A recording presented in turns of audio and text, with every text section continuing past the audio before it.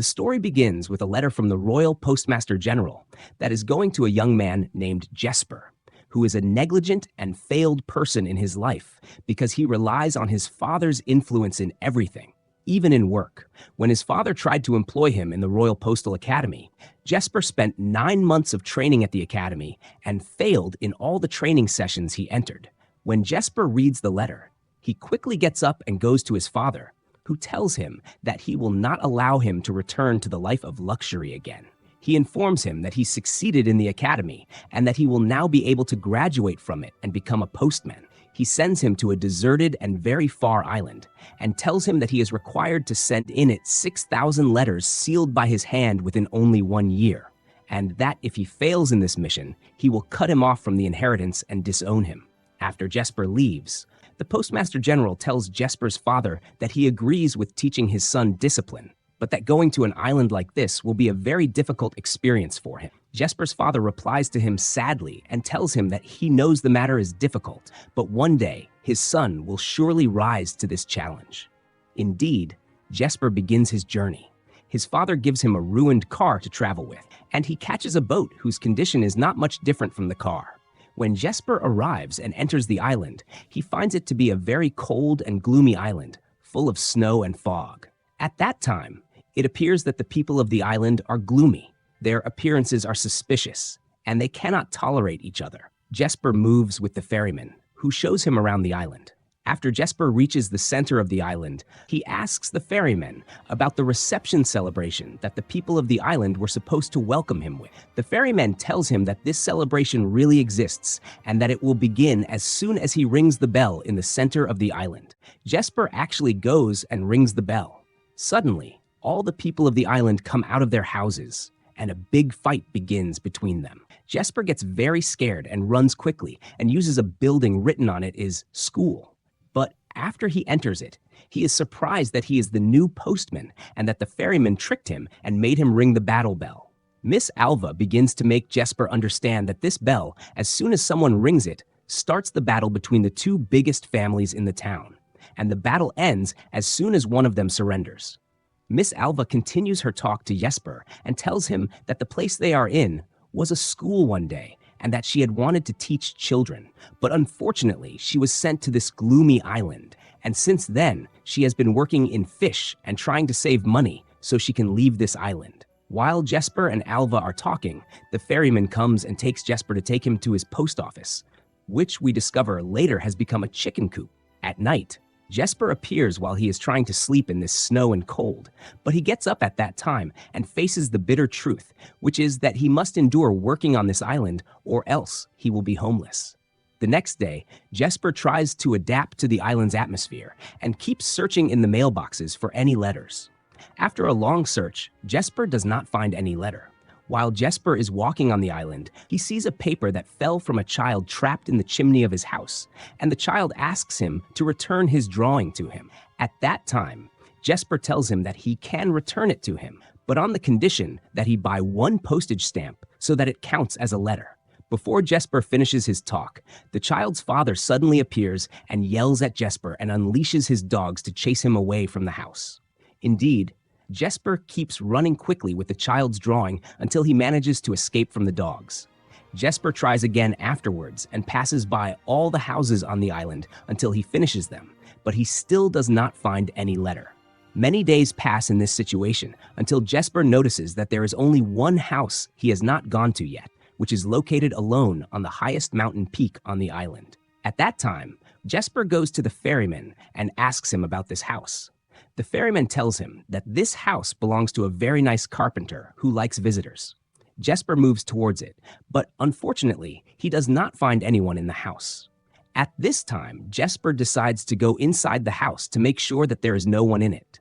After he enters the house, the door suddenly closes with the force of the wind, and chunks of ice fall behind it, preventing the door from opening again. Jesper lights a torch to explore the place. At that time, he is surprised by the carpenter, and he has a large axe with him. Jesper gets very scared of him and tries to escape from the house. Indeed, he manages to do that, but at that time, his bag falls from him, and the drawing of the little child flies out of it and falls in front of the carpenter, and he sees it, and it is a drawing of an imprisoned child. At this time, Jesper reaches the post office and collects all his belongings and puts them on his car. And he decides to leave this island before the carpenter takes revenge on him. During Jesper's attempt to escape, he suddenly finds the carpenter standing in the middle of the road, and he asks him about the house of the child who owns this drawing. The carpenter goes and takes Jesper with him to the child's house, and the carpenter has a wrapped gift in his hand. And he asks Jesper to deliver it to the child since he is a postman, on the condition that he delivers it to the doorstep of the house and that he passes through the iron traps and the savage dogs that are in the fence. At that time, Jesper appears to be very terrified of passing through the fence. At that time, the carpenter helps him and steps on the plank that Jesper was standing on, and he flies to enter the house from the chimney stack. Jesper actually succeeds in this and descends from the chimney stack until he reaches the fireplace inside the house. There, he leaves the gift and quickly escapes from the house.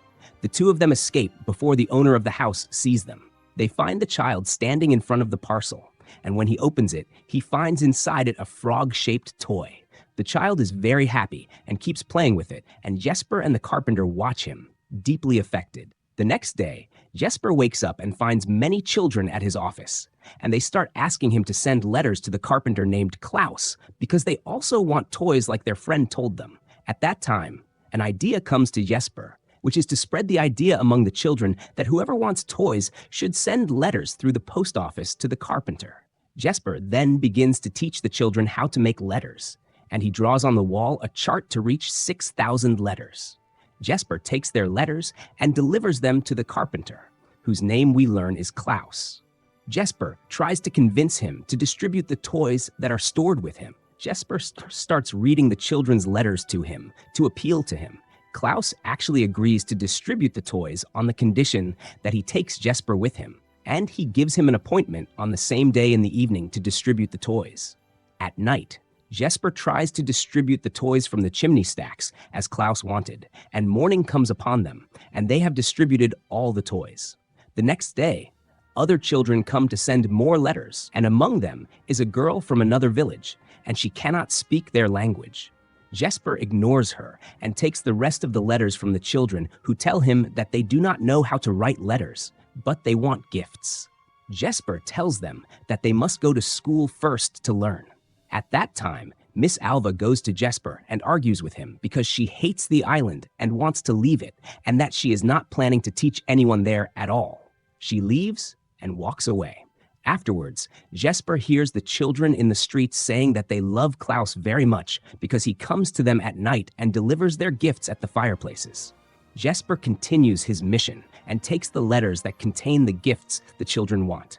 At this time, a child comes to him and tells him that he did not get a toy from Klaus and that he put coal for him instead of his gift. Jesper tells him that naughty children do not get toys and that Klaus has a list called the Naughty List, and he writes on it the names of the naughty children who do not listen and prevents gifts from them. From then on, all the children start doing good deeds, like cleaning the streets and helping their families with housework and helping a man who fell off the ladder and picking berries instead of stealing them. The woman who owns the berry tree appears afterwards, who made berry jam from it and presented it as a gift to him. On the other hand, Miss Alva decides to spend the money she had saved to renovate the school, and this makes all the neighbors deal with each other kindly and be nice to each other. But everything that is happening on the island bothers the leaders of the Krum and Ellingbo families, and they try to eliminate Jesper and Klaus.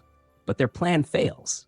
During Jesper and Klaus's escape from them, they fly off a large rock, and the car falls and is destroyed. But at that time, a child sees them while they are flying in the air and spreads the news to all the children that Klaus drives a flying car with animals. When Klaus hears this talk, he laughs at what the children are saying about him. At this time, Klaus discovers that the toys have run out and that there will be no more letters because of this.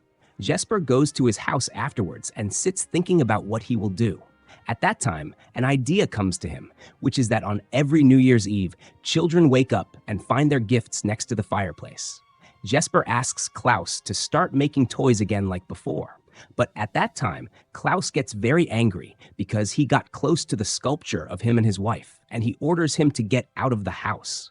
When Jesper returns to his office, he finds the little girl there who is from another tribe, and she asks him for her gift, but in a different language. At that time, Jesper takes her to Miss Alva to help him understand her, and Miss Alva actually tries to translate her talk. At this time, Jesper decides that he will make her gift for her. Jesper appears making the gift and falls asleep from exhaustion. At that time, Klaus goes to him and sees him trying to make the gift himself, so he decides to help him make the gift that the girl requested. After they finish the gift, the two of them travel to the tribe's location.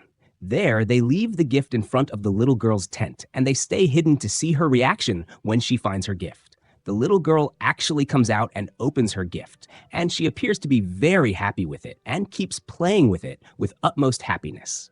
Jesper and Klaus watch her, and they are happy. Afterwards, Klaus begins to tell Jesper about his life and tells him that he searched for this house for a long time to live in it with his beloved, and they had wanted to fill it with children, but unfortunately, it was not meant to be. Since then, his wife began to show signs of illness until she passed away. Klaus continues his talk and tells Jesper that he felt lost at that time and decided to stop making toys until he saw the first joy on a child's face because of his toys.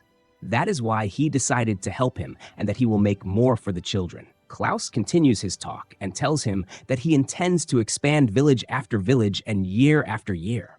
But at that time, Jesper appears to be very sad because he does not have much time left on this island and that he will soon leave and return to his life. Jesper goes afterwards to the school, which he finds completely changed, and its appearance has become beautiful. There, Miss Alva tells him that she spent all the money she had saved to renovate the school and teach the children, and that it was not easy for her at all to leave the place after all they had achieved. At that time, Miss Alva goes and takes Jesper and shows him the changes that he made in the town.